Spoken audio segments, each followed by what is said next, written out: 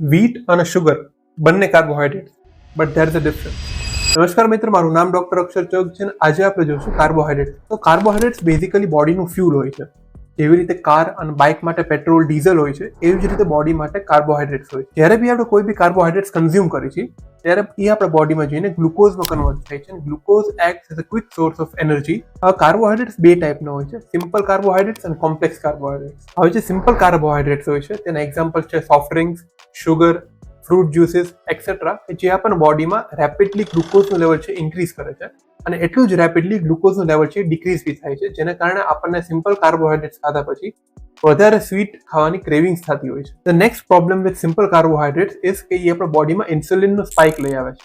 The problem with this is on the long run જ્યારે આપણા બોડીમાં ઘણા બધા ઇન્સ્યુલિન સ્પાઇક્સ આવે છે ત્યારે આપણા બોડી ઇન્સ્યુલિનને રેઝિસ્ટન્ટ થઈ જાય છે, જેને આપણે પ્રી ડાયાબિટીસ કહીએ છીએ અને આ કન્ડિશન છે તે ડાયાબિટીસની પ્રિકર્સર છે. આનું ઓલ્ટરનેટ છે કોમ્પ્લેક્સ કાર્બોહાઈડ્રેટ્સ, જેમાં કાર્બોહાઈડ્રેટ સાથે ફાઈબર બી હોય છે, જેના એક્ઝામ્પલ છે whole wheat, grains, whole fruits et cetera.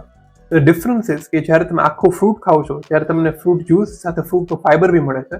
On the other hand જ્યારે તમે ફ્રૂટ જ્યુસ પીવો છો ત્યારે તમને ખાલી ફ્રૂટનું ગ્લુકોઝ મળે છે અથવા તો ફ્રક્ટોઝ મળે છે, બટ એનું ફાઈબર કન્ટેન્ટ છે તે નથી મળતું હોતું, જેના કારણે બ્લડમાં ગ્લુકોઝનું સ્પાઇક થાય છે. So the aim in the diet should be to maximize the complex carbohydrates and minimize the simple carbohydrates.